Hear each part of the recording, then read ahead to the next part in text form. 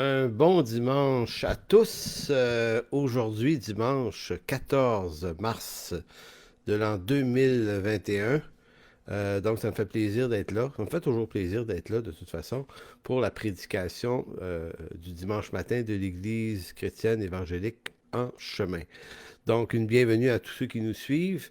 Comme je le fais à tous les dimanches, je salue ceux qui nous écoutent au loin, notamment nos amis de la France qui ont pris l'habitude de nous écouter. Vous autres, ça vous donne un peu plus tard dans la journée, en après-midi, en fin d'après-midi. Alors, une bienvenue à vous tous, ainsi qu'à tous ceux qui, au Québec, dans différentes régions, nous font des coucous à tout bout de champ, là, dans différentes régions. On vous salue, on vous remercie d'être là fidèlement. C'est vraiment béni. Un merci tout spécialement à tous les amis, les membres, frères et sœurs de l'Église en chemin qui sont fidèles, qui nous suivent, qui nous encouragent, qui nous font vibrer plein de belles choses avec le Seigneur dans notre Église. Alors, un gros merci pour vos encouragements. C'est vraiment très, très béni. Donc aujourd'hui, on va se revoir tout à l'heure, évidemment, après la prédication pour les membres de l'Église en chemin sur la page privée et le Zoom. Aujourd'hui, la rencontre sera animée par Michel Veilleux.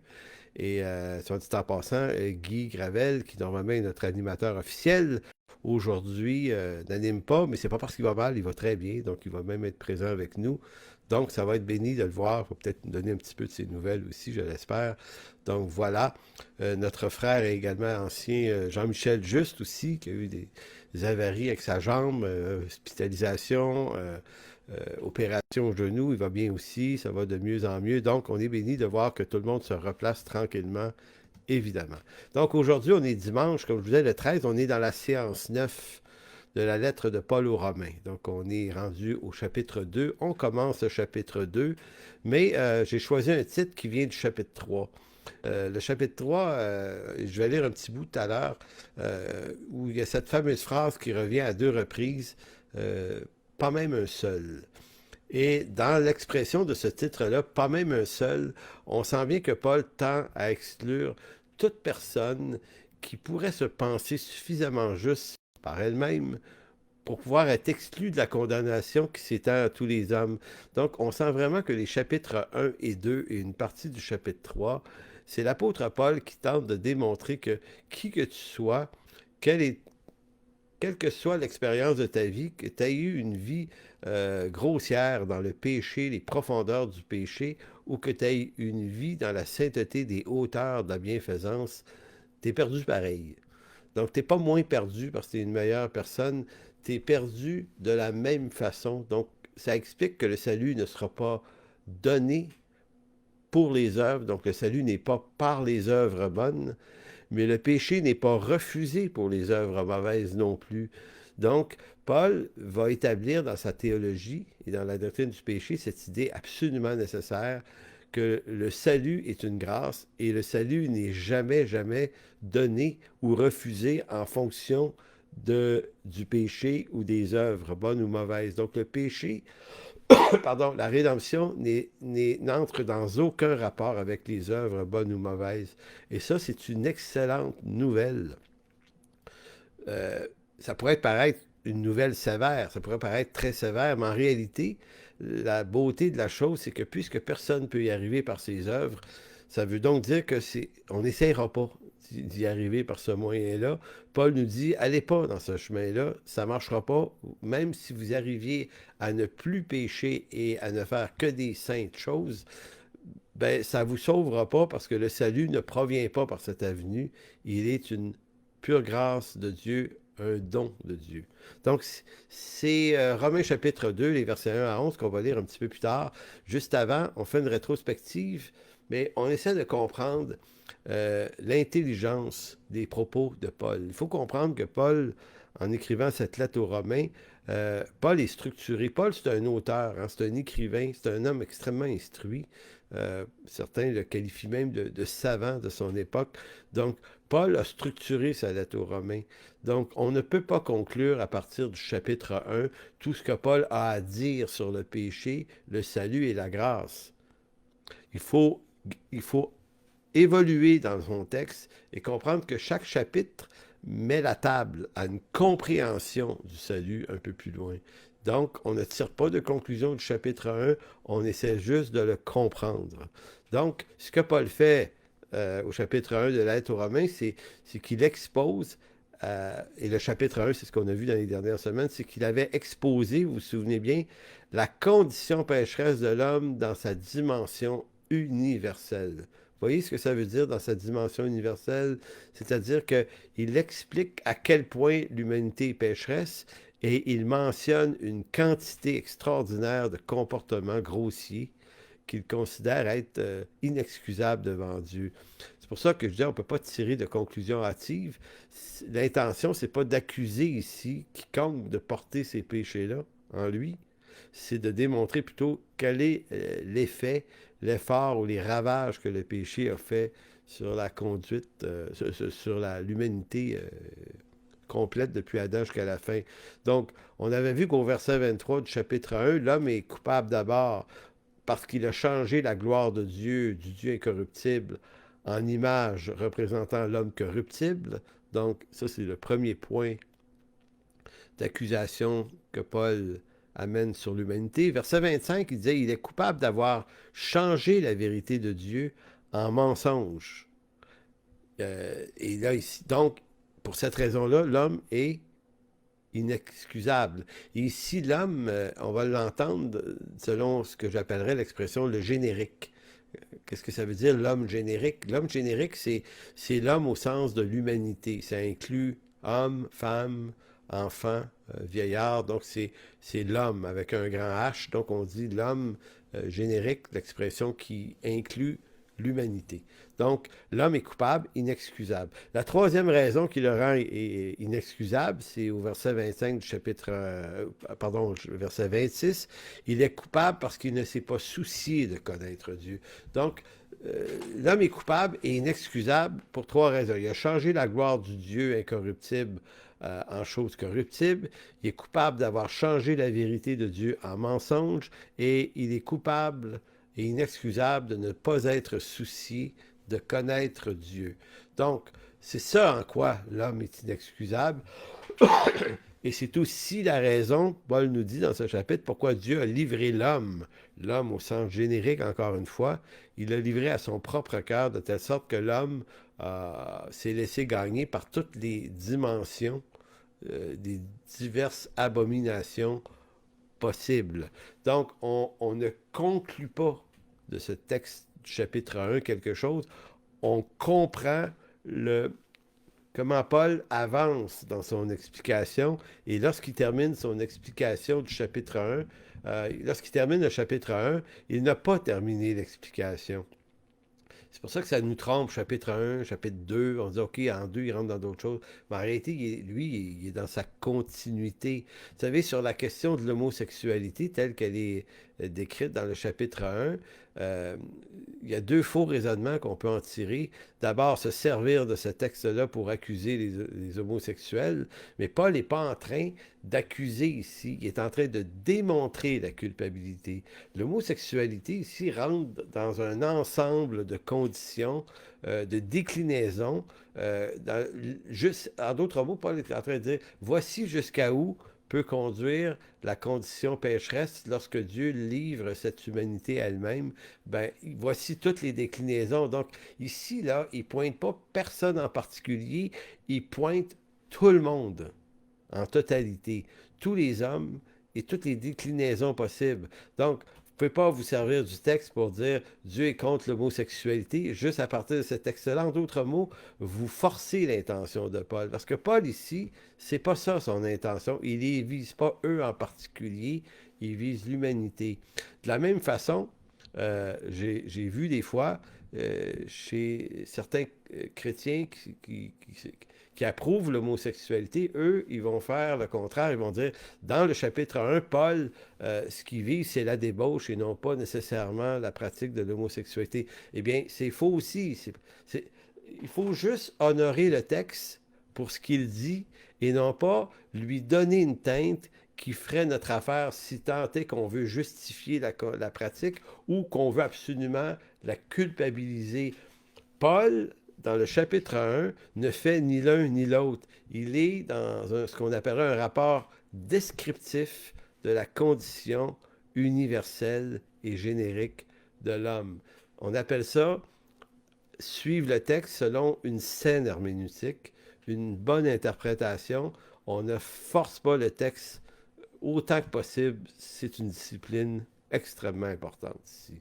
J'espère que je me fais bien comprendre là-dessus. Le point où Paul veut en venir, et c'est pour ça que c'est important de ne pas soutirer du texte des éléments et de les sortir du contexte, parce que tout le contexte tient ensemble, c'est que Paul vise l'universalité, mais surtout, il vise d'exclure toute exception. Paul n'est pas en train d'avertir ici non plus les chrétiens de Rome, parce que la lettre leur est adressée. Donc, est-ce que Paul pensait que les chrétiens de Rome vivaient dans ces péchés-là?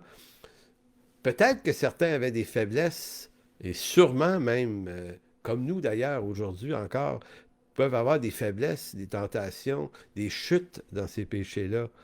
Mais remarquez que Paul n'est pas en train de les viser. Il leur dit d'ailleurs, moi je veux vous amener un peu plus loin. Là.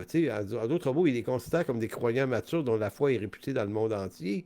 Puis il dit, je veux vous amener quelques dons. Pas des dons spirituels au sens charismatique du terme ici. Il veut leur amener des dons, une connaissance plus profonde. Donc, il ne les accuse pas. Il n'est pas en train de les avertir. Ô Romains, ne faites pas toute cette liste de péchés-là si vous voulez être des bons chrétiens. C'est pas ça le rapport textuel dans lequel il s'inscrit dans son discours aux Romains. Il est simplement en train de dire, regardez, on va se parler de ce que c'est. Pour vous donner un exemple, c'est un peu comme si un policier vous amenait sur une scène de crime. Je ne sais pas, moi, il y a eu un carnage, des meurtres, puis vous rend... Tu sais, c'est quelque chose de laid, là. Et là, il vous amène sur les lieux, puis il vous fait visiter le carnage. Maintenant, il vous montre ce qui s'est passé, puis il vous décrit la scène de crime. Il n'est pas en train de vous accuser d'avoir fait ça, là. C'est pas ça qu'il fait. Il est en train de vous dire, voici ce qui s'est passé. Donc, Romains 1, c'est voici ce qui s'est passé euh, avec le péché et ses conséquences sur l'humanité. Donc, c'est pour ça qu'il n'est pas en train d'avertir les chrétiens de Rome de renoncer à ces péchés-là. Si tant est que si certains les avaient, évidemment, ce serait intéressant d'y renoncer, même voire même important, mais ici, son intention, il ne dit pas non plus aux chrétiens, ayant des faiblesses avec l'un ou l'autre de ces péchés, que eux sont sans excuse et sont condamnés. Vous ne pouvez pas vous servir du texte pour condamner des gens. C'est pas l'intention, ici encore là, de Paul. Je répète, Paul est en train de décrire la scène de crime, du péché, de l'humanité dans l'histoire, comme s'il l'expliquait dans un... Je vais me créer un mot ici. C'est comme si son discours était pré-rédemptif. Pré-rédemptif, c'est-à-dire avant la rédemption, avant que la rédemption puisse dégager des hommes et des femmes de ces conditions-là. Donc, en dehors ou au-delà de la rédemption ou avant même la rédemption, voici à quoi ressemble l'humanité. Vous aurez remarqué que ce ne sont que des péchés grossiers. Ce sont des péchés visibles. Ce sont des péchés qui peuvent montrer la pointe du iceberg. Vous savez, un iceberg dans l'eau, c'est un petit amas de glace. Et lorsqu'on voit ça, un bateau pourrait se dire, bon, on va foncer dedans, il va se tasser. Sauf que la masse sous-marine d'un iceberg est immensément plus importante que la pointe qui sort au-dessus. Donc, ce qui donne la force et la puissance et l'autorité à un iceberg, c'est ce qui est caché. Donc, ce qu'on va voir aujourd'hui au chapitre 2, c'est qu'il y a une partie cachée et elle est encore plus inexcusable. Donc, on va voir ça un petit peu plus loin. L'autre point dans l'introduction, c'est de montrer que l'homme générique est sans excuse. Donc, tous les hommes sont sans excuse, mais c'est pas... comment vous dire, si tous les hommes, sans exception, sont en excuse, sont sans excuse, mais aucun n'est exempté. Et ça, c'est le point. Si vous allez au chapitre 3, verset 10, Romains 3, 10, on va y revenir plus loin dans la série, mais je voulais quand même montrer que ce texte-là, versets 10 et 11 et 12, c'est un peu la fin de son introduction à Paul. Chapitre 1, 2 et 3 jusqu'au verset 10. Donc, au cas où on serait tenté de porter une conclusion avant le temps, je vous lis en quelque sorte là où l'apôtre veut fermer le point, au verset 10, il va dire, finalement, là, il n'y a point de juste. Il dit, pas même un seul. Nul n'est intelligent, nul ne cherche Dieu, tous sont égarés, tous sont pervertis, aucun qui ne fasse le bien, pas même un seul. Donc c'est pour ça que j'ai intitulé cette prédication, pas même un seul. Je voulais montrer, accompagner Paul dans son intention qui est de finir tout ce discours des 3 premiers chapitres en aboutissant, en montrant que la peine et la condamnation s'étend à tous les hommes, puis il n'y en a pas un d'entre vous et moi qui peut être exclu de cette condamnation. Donc, c'est ça, si on veut, l'exercice que Paul fait. Donc, quand nous lisons ces textes, c'est ce que nous devons garder à l'esprit. L'excuse, je reviens sur le point parce qu'au chapitre 1, il dit, ils sont sans excuse. Ils sont inexcusables. Vous allez voir, lorsqu'on va lire le chapitre 2, dès le verset 1, l'apôtre Paul va reprendre l'expression, donc inexcusable. Mais juste avant, Paul ne semble pas apprécier l'idée de chercher des excuses. Qu'est-ce que c'est au fond une excuse? L'excuse n'est que banalisation du mal. C'est ça le problème avec l'excuse. Quand on s'excuse, on ne demande pas pardon. S'excuser, c'est se donner une raison qui justifie l'injure ou le mal qu'on fait. Donc, Dieu ne veut pas trouver à l'humanité une excuse suffisante et valable qui pourrait lui faire abandonner l'accusation qu'il a, Dieu, contre l'homme. Pour Dieu, l'homme est coupable et il est sans excuse. Donc, c'est comme si Dieu disait, sortez-moi pas des excuses. Et là, nous autres, on vous dit, oui, mais on en a, tu sais, moi, je suis pas né dans la bonne place, dans la bonne culture, dans le bon milieu, dans la bonne famille. J'ai des excuses, Dieu. Et là, il faut comprendre une chose, que la victimisation, ça ne fonctionne pas ici. Nous sommes tous coupables. Maintenant, ceux qui vont être les plus affectés, puis c'est vrai que des gens sont nés dans des conditions défavorables, ils sont sans excuse, mais attention, le chapitre 2, Paul va dire, mais ceux qui sont nés dans des conditions favorables, Paul dit, vous aussi, vous êtes sans excuse. Donc Dieu est au moins très, très juste dans le fait qu'il n'accorde d'excuses à personne, pas même un seul. Mais pourquoi? Parce que l'excuse, c'est la banalisation du mal. Comment? Ben parce que l'excuse produit des raisons suffisantes qui expliquent mon droit à avoir fait ce qui était mal. Euh, il y a 2 jours, j'écoutais un film, et puis il y avait un justicier dans le film qui s'en prend un bandit, tu sais, un bandit notoire, et à un moment donné, il lui sac une volée, il pète la gueule. Et moi, j'écoute le film, puis je suis avec le justicier. Le film a fait en sorte que le méchant est tellement méchant que tu veux le battre aussi, tu sais. Et là, tu veux faire ce qui est mal, puis tu voudrais te faire justice toi-même parce que tu te donnes l'excuse de dire, mais j'ai tellement mal que j'ai donc le droit à la vengeance.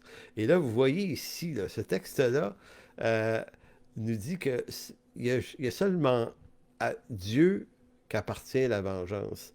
Et là, c'est extrêmement important parce que ça nous ramène dans nos valeurs quotidiennes, dans nos relations humaines, où le Seigneur nous appelle. On a vécu des choses, on a été victime de choses, on n'est pas en train de nier qu'on a été victime, mais on n'essaie pas non plus d'entrer dans une forme de victimisation, parce que la victimisation pourrait nous donner des droits à l'excuse. Le droit de quoi? De tirer vengeance soi-même.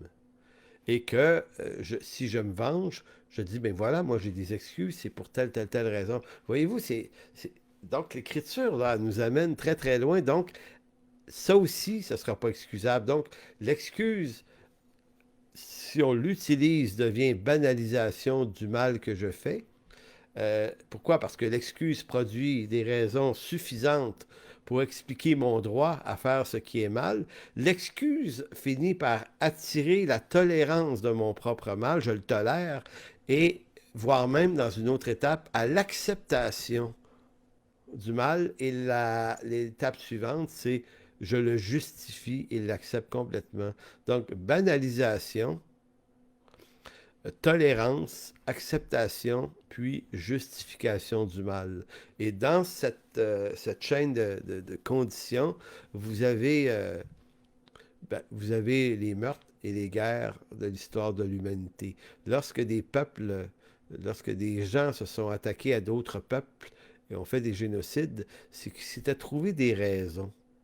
Vous savez, Adolf Hitler, lui, là, quand il a décidé d'assassiner 6 millions de Juifs entre les années 30, 34, 35 jusqu'à 45, là, parce que l'élimination des Juifs, c'est plus que juste la guerre, ça commençait avant un peu.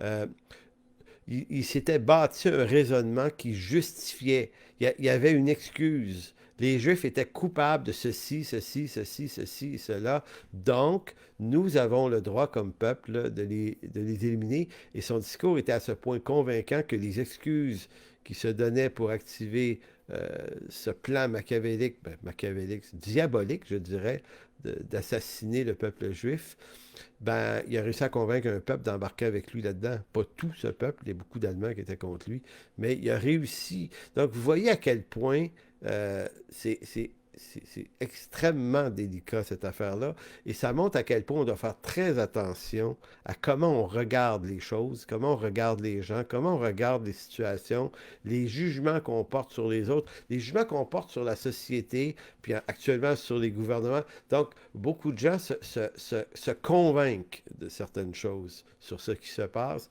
et se mettent dans une boîte où ils ne doutent pas de leur jugement. Et quand on va là, il y a quelque chose d'extrêmement dangereux parce que si on rentre dans une désobéissance, c'est qu'on va avoir trouvé des excuses. On va s'être trouvé, on va s'être fabriqué une certaine quantité d'excuses pour se comporter de la sorte. Donc, quand on désobéit, on ne désobéit jamais au nom de la désobéissance.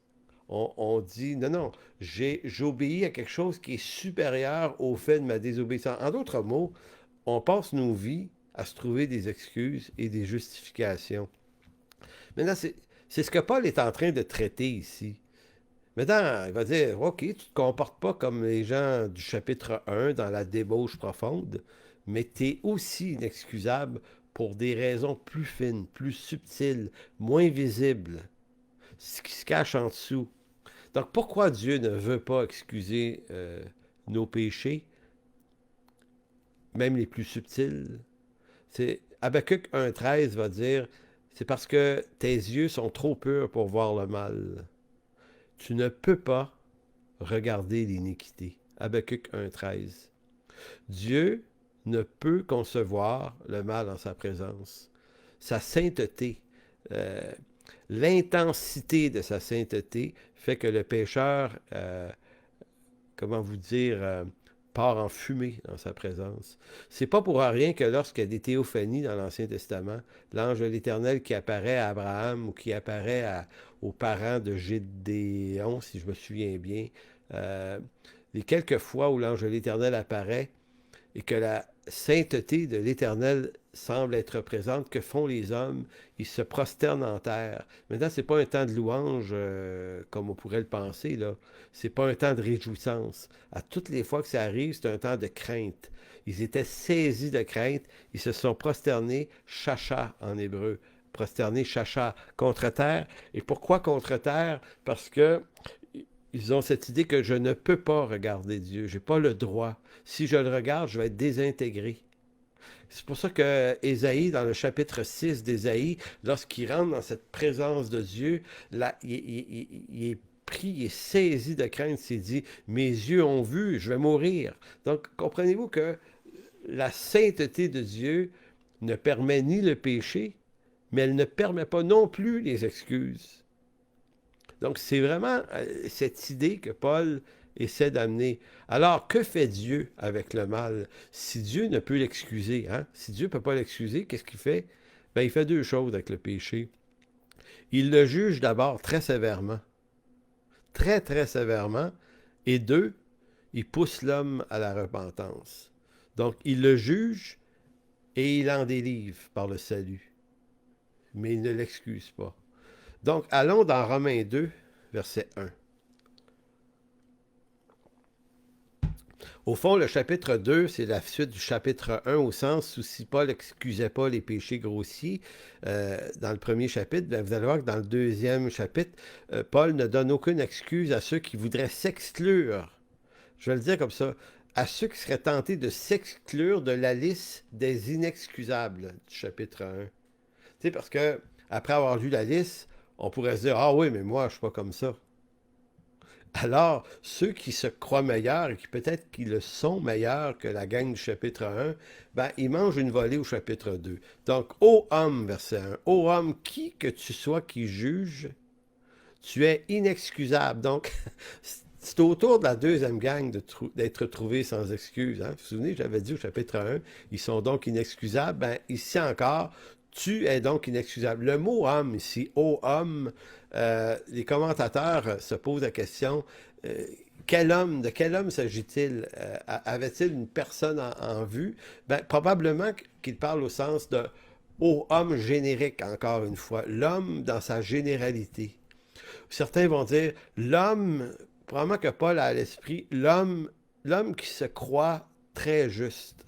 L'homme qui se croit au-dessus. Certains commentateurs disent probablement que Paul parle du juif qui suit scrupuleusement la loi et qui croit que lui, il n'est pas comme le reste des hommes, un pécheur et un transgresseur. Maintenant, les commentateurs ont différentes positions là-dessus. Il semblerait que la position la plus fréquente, c'est de dire l'homme au sens générique, quel que soit l'homme, en d'autres mots. Ô homme, qui que tu sois, toi qui juges, tu es donc inexcusable, car en jugeant les autres, tu te condamnes toi-même. Puisque toi qui juges, tu fais les mêmes choses. C'est intéressant parce que Paul est-il en train de dire que tout le monde pratique les grossièretés du chapitre 1? Encore ici, les commentateurs vont dire, c'est pas clair, et c'est un texte complexe en passant, on dit les chapitres 2, versets 1 à 11, ça fait partie des textes du Nouveau Testament très, très compliqués à bien comprendre. On va essayer de le comprendre le mieux possible. Mais en d'autres mots, il dit, toi, tu fais les mêmes choses. Donc, on serait tenté de dire, ouais, mais attends une minute, si tu fais exactement les mêmes choses, tu le sais que tu peux pas les juger, t'es pareil. La Bible Summer, elle, a décrit, plutôt dire tu fais les mêmes choses, elle va dire tu te conduis comme eux. La meilleure compréhension qu'on pourrait avoir ici, c'est probablement que Paul essaie de dire que c'est pas que tu répètes les mêmes actions mauvaises comme eux, c'est plutôt que tu es comme eux, tu es un comme eux autres. Tu es pris de la même semence du péché. Tu fais ceci ou autre chose, mais tu es de la même nature. Donc, toi qui les juges, tu es comme eux, tu te conduis comme eux, de toute façon.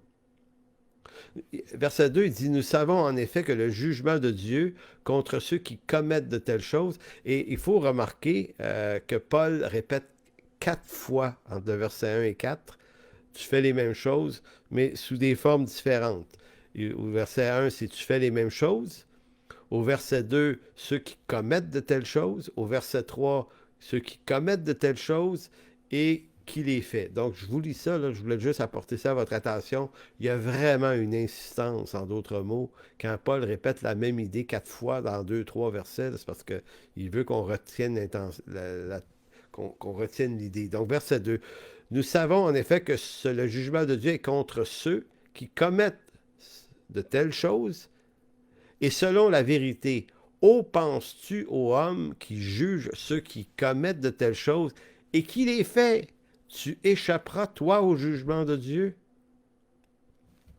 Ou méprises-tu les richesses et la bonté, de la patience, de la longanimité, ne reconnaissant pas que la bonté de Dieu te pousse à repentance, mais par ton endurcissement et par ton cœur impénitent, tu t'amasses un trésor de colère pour la colère et la manifestation du juste jugement de Dieu. Avant de lire les versets 6 à 11, je vais faire 2 commentaires sur le texte ici.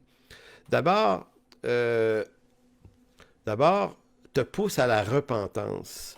Le mot ici, pousser à la repentance, le verbe pousser, est conjugué au présent et à la voix active et non pas à la voix passive. Maintenant, il faut bien comprendre que ça fait une différence dans la compréhension du texte. C'est pas, en d'autres mots, si un jour tu te repens, ça sera parce que Dieu t'aura poussé. Le verbe pousser veut dire Dieu t'aura attiré, t'aura amené. C'est l'œuvre de Dieu de produire en toi une repentance. Donc évidemment, dans l'exercice de notre liberté, nous, on a l'impression que cette repentance vient de notre propre intelligence. On se dit, hey, un jour, j'ai vu tellement que j'étais mauvais que je me suis repenti devant Dieu. En fait, Paul contredit cette idée.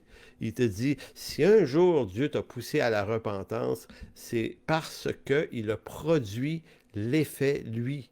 Donc, quand on dit que c'est présent et à la voix active, ça veut dire que c'est Dieu qui est l'élément actif de l'action et toi et moi, nous sommes sujets de l'action. Donc, c'est pour ça qu'en théologie, quand on s'intéresse des fois à des éléments textuels comme celui-là, ça vient éclairer le texte pas mal plus que dans une simple lecture. Et c'est aussi pour ça que on doit étudier l'Écriture en se donnant un cadre théologique qui nous enlève le droit de penser d'un texte quelque chose qui fait notre affaire ou d'adhérer à des doctrines ou à des croyances parce que on croit ça. Maintenant, il faut éprouver ce qu'on pense bon et juste, qu'on aime, parce qu'on va défendre des doctrines ou des pratiques qu'on aime. Hein? On va les défendre parce qu'on l'aime. Mais est-ce qu'il faut avoir le courage de ce qu'on aime, de le réexposer à la lumière d'une saine théologie, d'une bonne compréhension? Puis des fois, on se rend compte qu'il y a des affaires qu'on a crues, qu'on a pratiquées, finalement, ça ne tenait pas vraiment la route. Maintenant, on choisit quoi? Des fois, on va choisir, ben, ma pratique, je l'aime bien, je la continue. Mais en réalité, marcher, se soumettre à Dieu et à sa parole, ça consiste à renoncer même à des affaires qui nous semblent très très bonnes ou très justes, mais qui venaient d'une mauvaise compréhension. Donc ici, c'est juste pour dire, la repentance, c'est un fruit produit par Dieu. Et verset 5, par ton endurcissement et par ton cœur impénitent, tu t'amasses un trésor de colère pour le jour de la colère. Ici, il y a un autre élément, le jour de la colère de Dieu. Ce texte-là vient contredire une idée très, très présente chez les gens qui ont une approche eschatologique prémille, qui ils vont préciser que la colère de Dieu, c'est réservé pour un moment qu'on appelle 7 années de tribulation, où Dieu va déferler sa colère. Alors qu'ici, l'apôtre Paul, dans le langage de Paul, à toutes les fois où il parle, lui, de la colère de Dieu, il la met en relation avec les fins dernières. Il va dire, tu t'amasses des trésors de colère pour le jour de la colère de Dieu et de la manifestation du juste jugement de Dieu. Alors, c'est difficile de ne pas voir le jugement du grand trône blanc, qui est ce fameux jugement final à la fin des temps complètement, donc qui n'est pas réservé pour une période avant 1000 ans, supposé 1000 ans ici.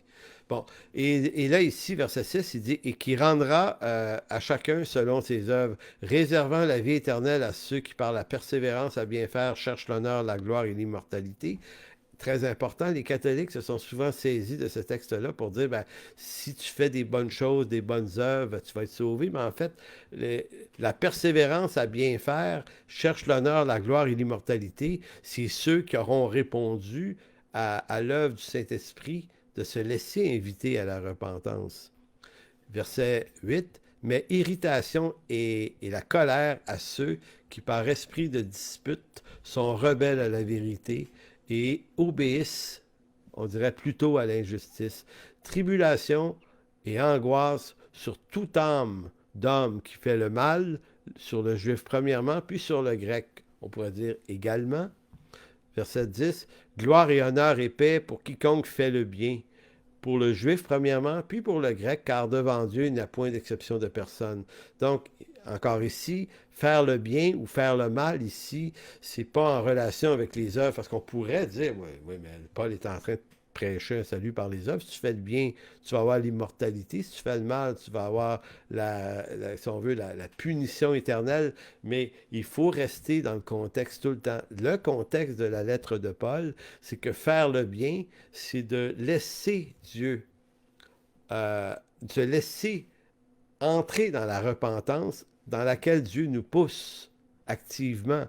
Et le mal, c'est de résister à l'œuvre de Dieu, ce que les incroyants vont faire. Donc voilà, en quelque sorte. Donc, au chapitre 1, au chapitre 1, verset 20, ceux qui ne reconnaissaient pas le Dieu créateur de l'univers étaient donc trouvés inexcusables. Maintenant, au chapitre 2, ceux qui sont inexcusables également sont ceux qui jugent ceux qui se comportent comme ceux du chapitre 1. Et là, on va rentrer dans cette explication-là parce que, je le répète, là, au risque d'avoir l'air de me répéter tout le temps, il faut juste se souvenir qu'au chapitre 1, l'humanité est connue comme étant inexcusable à cause qu'elle a refusé de connaître Dieu, elle a changé sa gloire, elle a changé la vérité, elle a fait des choses.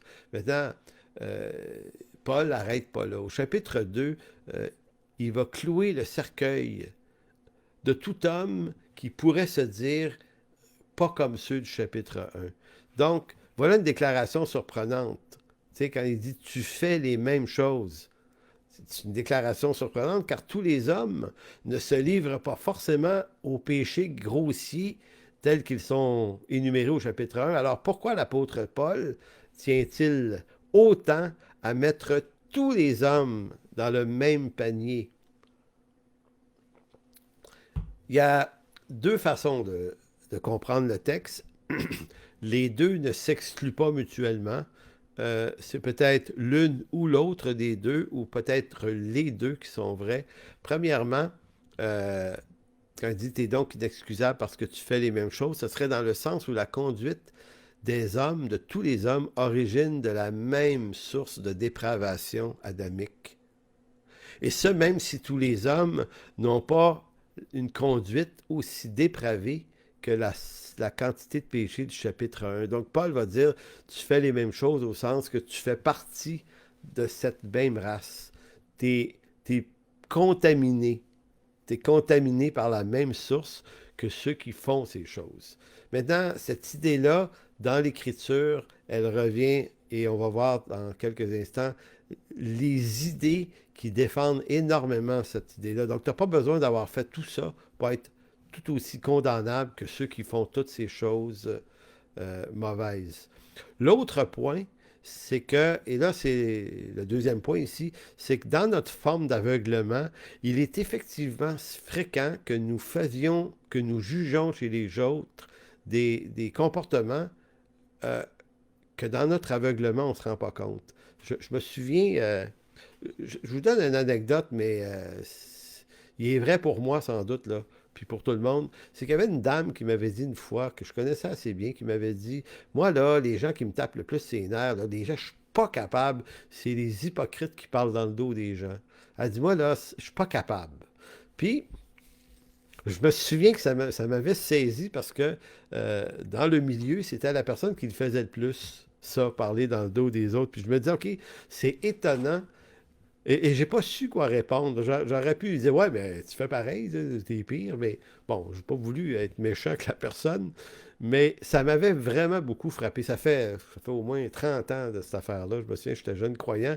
Puis ça m'avait frappé. Puis ça m'avait ouvert les yeux sur, OK, on se voit pas tant que ça. Et j'ai fait ça aussi, juger sévèrement des gens en réalisant pas ou en étant aveugle que je reproduis ce péché-là dans ma vie. Et si on avait une certaine belle sagesse, ça devrait être celle d'avoir la prudence de nos jugements. Ça devrait être bien important de toujours se dire, et le deuxième point, je vais vous lire ma phrase de la façon suivante. Si tu veux savoir qui tu es vraiment, regarde ce que tu juges sévèrement chez les autres. Au fond, je suis souvent ce que je déteste des autres. C'est fort comme déclaration, mais je la relis. Si tu veux savoir qui tu es vraiment, regarde ce que tu juges sévèrement chez les autres et tu vas te rendre compte que ce que tu détestes des autres, c'est ce que tu portes en toi.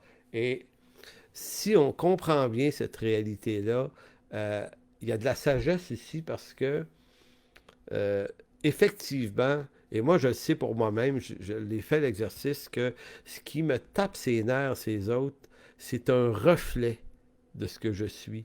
C'est parce que, n'osant pas le voir et le constater dans ma propre vie, quand quelqu'un le fait, ça me saute aux yeux. Mais pourquoi ça me saute aux yeux tant que ça? Ben, c'est parce que je le porte en moi, cette affaire-là. Donc, à travers la haine ou le jugement de l'autre, c'est un subtil détournement d'un jugement que je devrais plutôt me faire sur moi-même. Je crois que c'est dans le livre, chapitre 3 des Jérémiades, là, les lamentations de Jérémie, là, il y a un verset qui dit que l'homme se plaigne de ses propres péchés. Effectivement. Et ça, c'est un exercice. On ne se dit pas ça beaucoup. Mais attention. Puis là, je ne suis pas en train de dire on ne peut jamais rien juger, là. Attention. Il y a des situations qui font que une crise, un grave conflit qui nous a, où on a mangé des coups et que là, on en veut qu'on juge, ça, c'est une chose, là. Ici, ce que je veux plutôt dire, c'est dans la vie courante, la vie normale, au travail, dans nos milieux, familles, tu sais, les gens qu'on côtoie régulièrement, là, dites-vous une chose, c'est ce qui vous tape ses nerfs de leur vie, là, les inclinaisons que vous trouvez qui sont trop fortes chez eux, euh, c'est probablement vous, ça. Probablement. Je ne dis pas assurément. C'est probablement vous. Et si vous savez faire cet exercice pour vous-même, vous allez probablement découvrir la personnalité qui se cache dans votre peau et peut-être être en train de gérer ça un peu mieux, puis pour votre bonheur et pour celui de tous ceux qui vous entourent. Mais c'est assez fascinant, cette question-là. Donc, euh, donc, tu fais les mêmes choses. C'est l'idée. Tu te conduis comme eux. Donc, c'est ce que Paul a comme affirmation, c'est que tu es d'autant plus condamnable que tu es aveugle de ce que tu fais, puis de ce que tu vis, puis de ce que tu dis, puis tu es aveugle de tes jugements, mais en le faisant, tu es en train de te juger toi-même, tu fais les mêmes choses, donc tu te mets dans une condition pire. Donc, si toi qui juges ceux qui commettent de telles choses parce que tu te penses libre du jugement qui atteindra ceux qui font ces choses, ben, c'est comme si Paul disait, mais tu es encore plus inexcusable. Parce que souvent, Jésus a dit les voleurs et les prostituées. Donc, les gens du chapitre 1, là, il dit, il avait dit aux pharisiens, ils vont vous devancer dans le royaume de Dieu. En d'autres mots, pour eux, là, l'exemple moral, le jugement moral, ils se le font à eux-mêmes. Les gens extrêmement perdus là, dans la folie, dans la bêtise, dans les débauches les plus profondes, ils sont souvent pas bien, ils le savent. Il y en a qui vont crier à Dieu, sors-moi de là. En d'autres mots, il y a au moins une lumière dans les ténèbres que ceux qui ne sont pas dans ces ténèbres-là perdent. Si je ne vis pas de cette façon-là, eh bien, je peux me dire, ben moi, je suis meilleur qu'eux. C'est pour ça que Paul dit, mais tu es inexcusable aussi, parce que non seulement, subtilement, probablement que tu fais les mêmes choses, mais un peu plus en secret, euh, mais tu es de la même race qu'eux, et tu es encore plus inexcusable parce que tu les méprises. Paul avait énuméré une longue liste de péchés qui, pour la plupart, sont des actions faciles à condamner au chapitre 1 parce qu'ils sont visibles et moralement évidents. Mais le chapitre 2, Paul entre dans la subtilité de ce que je vais appeler le péché dissimulé. Celui qui n'est pas la pointe du iceberg en haut, que tout le monde voit, mais qui est la bêtise, la masse de bêtise qui est en dessous, qu'on arrive à garder sous l'eau. Alors, on sent bien que dans le texte, dans ce texte de Paul, que Paul pourchasse dans ses derniers retranchements le péché jusque dans ses formes les plus subtiles et minuscules en apparence. Les péchés mentionnés au verset 1 ne sont que la partie visible du iceberg de la bêtise humaine. Ils paraissent d'autant plus graves, mais Paul sait que ces péchés ne représentent certainement pas ce qu'il y a de pire chez l'homme. C'est la masse en dessous qui est encore plus dangereuse et redoutable. Le péché dans l'expression de la bonté de l'homme, qui se croit bon et meilleur que le reste des hommes, celui qui, par ses accomplissements, se donne le droit de juger, de mépriser les autres parce que, se dit-il, je ne suis pas comme eux. Il aime se convaincre qu'il est une meilleure personne que le reste des hommes et souvent, quand on tombe dans ce piège-là, ben, c'est parce que peut-être qu'on a été affecté, peut-être qu'on a été blessé, peut-être qu'on s'en est pas remis et que maintenant, on tire sur tout ce qui bouge. Et dès qu'on voit quelqu'un faire quelque chose, on tire de la boulet rouge dessus. Maintenant, c'est le genre d'attitude dont il faut absolument s'affranchir et se débarrasser. J'ai une phrase un peu plus loin, mais je ne sais pas si je vais la retrouver, mais c'est ma phrase de conclusion. La vie chrétienne devrait nous rendre tolérants aux faiblesses des gens qui nous entourent. Elle devrait nous rendre plus tolérants aux faiblesses des gens qui nous entourent et moins tolérants de nos propres fautes à nous. En d'autres mots, il y aurait là, je pense, un fruit intéressant. Paul va très loin au chapitre 2, quand on s'arrête pour y lire. Il dit « Ceux qui se croient libres de ce péché font pire que ceux qui le méprisent. » Au verset 4, il va dire de ces gens-là qui sont inexcusables. Le haut homme, toi qui es inexcusable, il va dire « C'est parce que tu méprises les richesses de la bonté, de la patience, de la longanimité, ne reconnaissant pas que la bonté de Dieu te pousse à la repentance. » Donc, ce haut homme du verset 1, Dieu l'invite aussi à la repentance. Mais son problème à lui, c'est qu'il en est moins convaincu qu'il en a besoin. Maintenant, pour comprendre à quel point, je vous ai dit, cette idée-là est présente ailleurs dans l'Écriture, ben, allons dans Luc 18. Luc 18, et là, je m'en vais vers la finalité de cette prédication en vous lisant successivement 3 textes. Je ne les commenterai pas beaucoup, je vais simplement les lire pour montrer l'image. Luc 18, 9. Jésus a raconté en quelque sorte la même image que Paul. C'est étonnant comment Paul étoffe chapitre 1 et 2 de sa lettre aux Romains, de telle sorte que quand on va lire Luc 18, 9 à 14, on va se rendre compte que c'est la même affaire. Donc, verset 9, Luc 18, il raconta aussi une parabole en parlant de Jésus pour ceux qui étaient convaincus d'être justes et méprisaient les autres. 2 hommes montèrent au temple pour prier, un pharisien et un collecteur d'impôts. Le pharisien debout faisait intérieurement cette prière. Hein?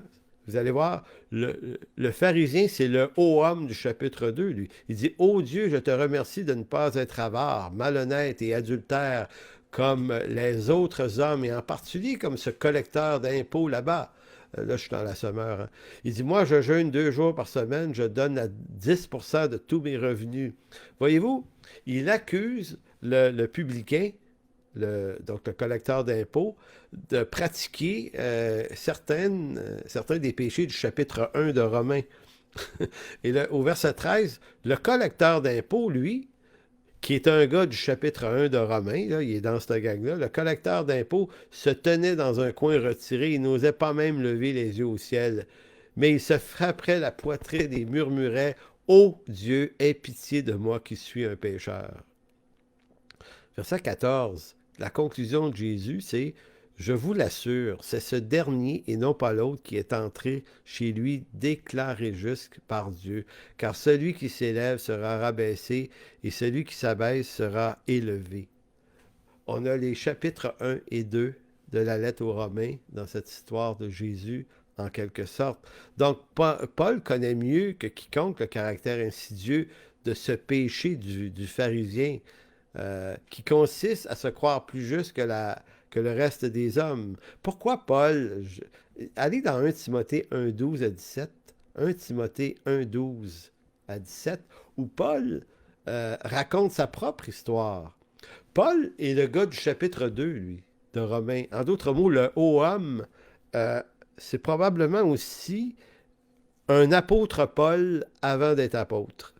C'est lui-même, Paul, on dirait qu'il se décrit dans sa pré-conversion. C'est pour ça que je dis que le texte est pré-rédemptif. C'est le raisonnement et les comportements des hommes sans Dieu, sans Jésus-Christ. Donc, Paul était exactement cet homme-là. Écoutez, il persécutait l'Église de Dieu. Il détestait le mal et le péché et tous ceux qui pouvaient l'incarner. Donc au verset 12 dans 1 Timothée 1, il va dire, je rends grâce à celui qui m'a fortifié à Jésus-Christ, notre Seigneur, de ce qu'il m'a jugé fidèle en m'établissant dans son ministère, moi qui étais auparavant un blasphémateur, un persécuteur et un homme violent. Violent contre quoi? Contre qui? Ben, contre l'Église, mais contre le mal, contre la description du chapitre 1. Donc, c'est pour ça que je vous disais tout à l'heure que Paul, là, au chapitre 1, il ne se lance pas dans une tirade d'accusation contre ceux qui commettent ces choses. Il fait juste dire que leur condition universelle, c'est qu'elle est inexcusable. Mais elle n'est pas plus inexcusable que les autres qui ne font pas ces choses ou qui n'ont pas conscience de les faire. Donc, il dit, moi, là, qui me pensais bon, j'étais auparavant un blasphémateur, un persécuteur, un homme violent, puis j'ajoute, entre parenthèses, mais j'étais aveugle. Je ne voyais pas que j'étais ça. Fait que j'emmerdais tout le monde. Parce que j'étais pas en train de voir qui j'étais vraiment. Mais il dit, mais j'ai obtenu miséricorde parce que j'agissais par ignorance dans l'incrédulité. Et la grâce de notre Seigneur a surabondé avec la foi et la charité qui est en Jésus-Christ. C'est une chose certaine et digne d'être reçue que Jésus-Christ est venu dans le monde pour sauver les pécheurs dont je suis le premier. Mais j'ai obtenu miséricorde afin que Jésus-Christ fît voir en moi le premier de toute sa longanimité. Mot qu'il utilise dans Romains 2, souvenez-vous, pour que je servisse d'exemple à ceux qui croiraient en lui pour la vie éternelle. En d'autres mots, Paul est en train de dire, je ne suis pas le gars du chapitre 1 de Romains, moi je suis un homme du chapitre 2.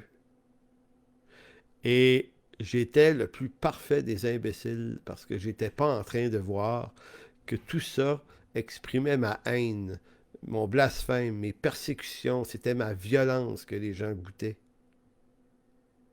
Mais il dit, j'ai obtenu miséricorde. Donc, c'est pour ça que le salut, nous, on voudrait que le salut soit donné seulement à des pécheurs profonds qui sont dans la crasse profonde de l'indignité humaine. Mais il faut examiner nos propres cœurs et savoir que même si on n'est pas tombé très bas, ça ne change rien. Et probablement que le fait de ne pas être tombé si bas a fait de nous des gens peut-être plus méchants encore. Et c'est bien ça qu'il y a de pire. Maintenant, allons dans Philippiens 3, et je m'amène vers la conclusion. Philippiens 3, versets 4 à 11. Philippiens 3, 4 à 11. Paul avait toutes les raisons de se croire juste, et dans ce texte-là, Philippiens 3, versets 4 à 11, c'est un des textes qui, moi, peut-être m'a instruit le plus sur l'intention que Paul a de s'accuser lui-même avant d'accuser les autres. Dans ce texte-là, la première partie, les versets 3, 4 à 6, il expose sa bonté personnelle, ses réussites. Et le verset 7 à 11, il explique ce qu'il a choisi de faire de ces quantités de réussites. Il a décidé de les regarder comme de la boue. Et le mot boue est poli. C'est vraiment matière fécale. C'est quelque chose d'absolument laid ici. C'est pas nécessaire de le mentionner pour le plaisir de le mentionner. Là. Ça n'a pas d'utilité. Mais voici. Au verset 4, il va dire, moi aussi, cependant, j'aurais sujet de mettre ma confiance en la chair. Si quelqu'un autre croit pouvoir se confier en la chair, je le puis bien davantage. Moi, circoncis le 8e jour de la race d'Israël, de la tribu de Benjamin, hébreu né d'Hébreu, quant à la loi pharisien, quant aux zèles persécuteurs de l'Église, irréprochable à l'égard de la justice de la loi. Donc, Paul décrit ici le haut homme du chapitre 2 de Romains. Celui-là qui peut mettre sa confiance en lui-même, puis qui, du haut de l'estrade de sa réussite, peut avoir un regard hautain, méprisant sur tous ceux qui l'entourent. Mais ces choses, dit-il au verset 7, qui étaient pour moi des gains. Le mot gain, dans le grec ici, c'est le mot kerdos. Kerdos, K-E-R-D-O-S. Le mot kerdos serait bien traduit si on mettait avantage. Kerdos, ça veut dire en fait avantage.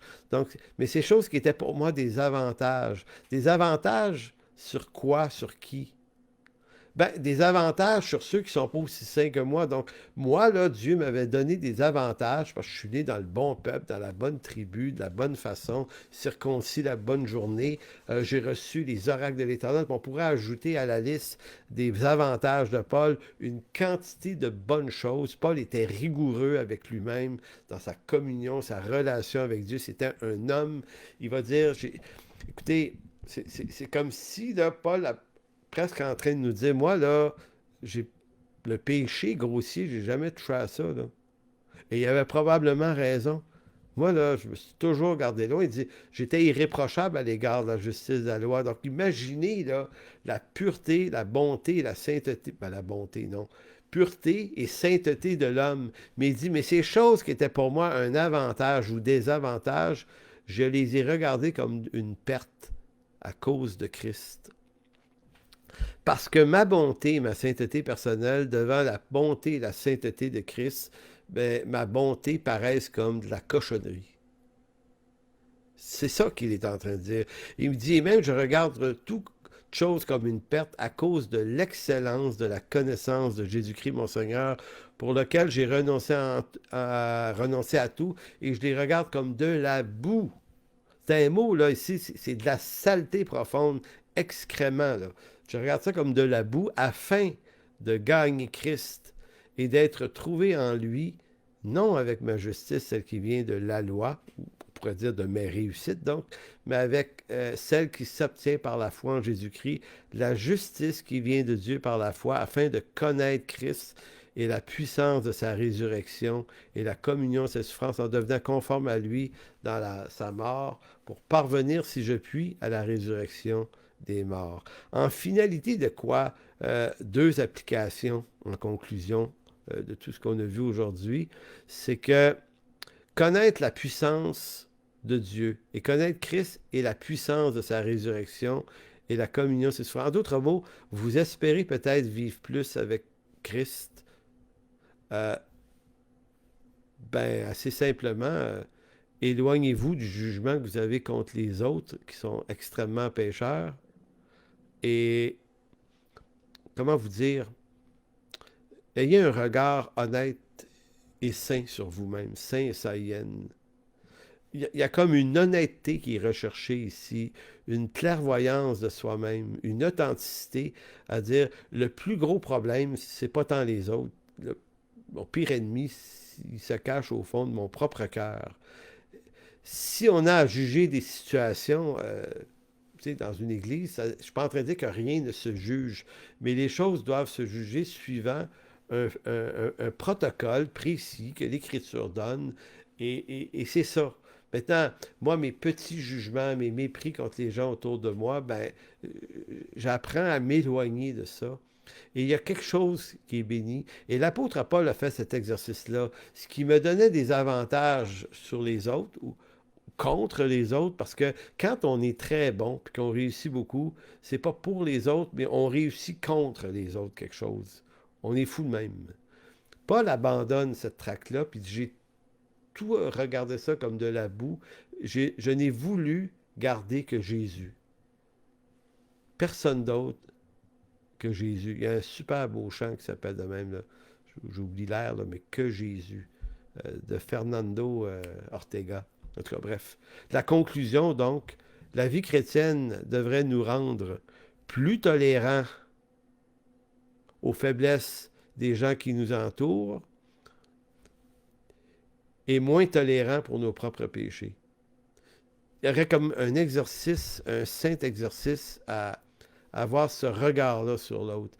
Quand je dis plus tolérant, c'est pas tolérer le péché, ce dont je parle ici, mais c'est la tolérance de la personne qui est faible. Et peut-être que la tolérance et l'amour et la grâce et la bonté qu'on lui manifeste, si elle n'est pas sauvée, va devenir une source de salut pour elle.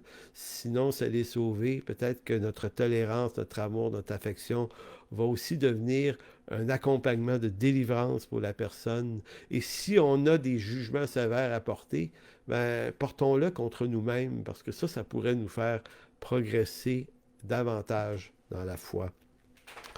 Alors, Seigneur, merci de bénir ta parole. Merci pour ces textes de l'apôtre qui sont tellement bénis, qui sont tellement riches, qui sont tellement plus riches qu'ils en ont l'air avec une simple lecture. Et Seigneur, lorsqu'on les examine de près et qu'on en retire de la substance, Seigneur, on est richement béni, richement nourri.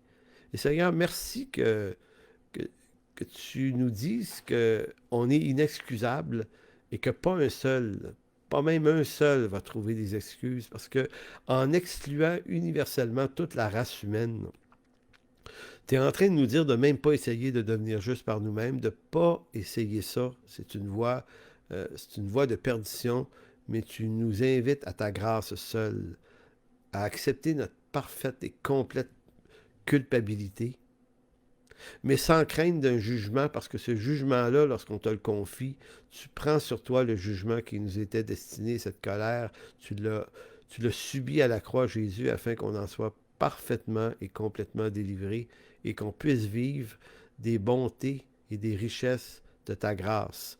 Merci Jésus, merci Père, merci Saint-Esprit pour cette œuvre. Amen. Donc voilà, c'est là-dessus que je vous salue en ce dimanche 14 mars 2021. On se revoit avec les membres de l'Église en chemin dans quelques instants sur Zoom. Sinon, pour les autres, on se revoit la semaine prochaine pour la prochaine prédication. D'ici là, portez-vous bien tout le monde.